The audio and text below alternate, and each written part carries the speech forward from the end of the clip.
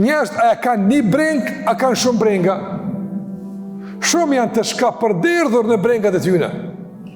El Ahad i përmbledh krejt brengat në një breng. A është Allah i kënaqur, edhe a kime shpëtu.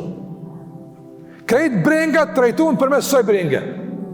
Krejt telashet trajtun përmes kësaj telashe.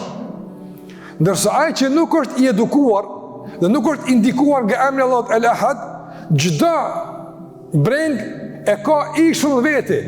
Asnjëra nuk komunikon me tjetrën. Secila janë nxit jetën më shumë se tjetra.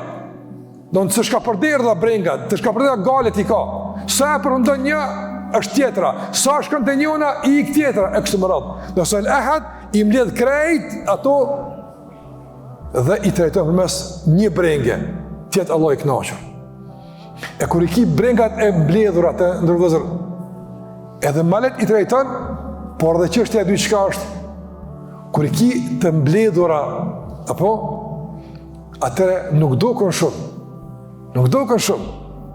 Nëse për shembull i marri i shkapërdon sopa letrën e për tokë, shton këto kush i mbledh. Se dokën shumë.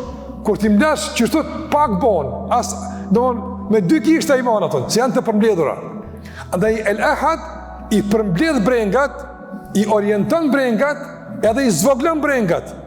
Duke u zvoglu brengat e dunjas, rritet normalisht brenga kryesore, kënaqësia Allahu xhallahu teala. Ndërsa sa më tepër shkapërdiren brengat, zvoglohet brenga është Allah i kënaqur. Edhe shikoj njerëz sot për shembull, sa më tepër janë të shkapërderdhur, më pak, më rrallë i bën men, a është Allah i kënaqur ajo. Para më dikon për shembull i cili është i shkapërderdhur në këtë breng, në këtë telash, në këtë angazhim, në këtë dëshirë për shembull për autoritet e kështu me radhë, edhe në atë kas që ai të më thonë e Allahu, o Allah është falës, o Allah po çmë do punëve apo. Me thjeshtësi e trajton këtë çështjen, është Allah i kënaqur.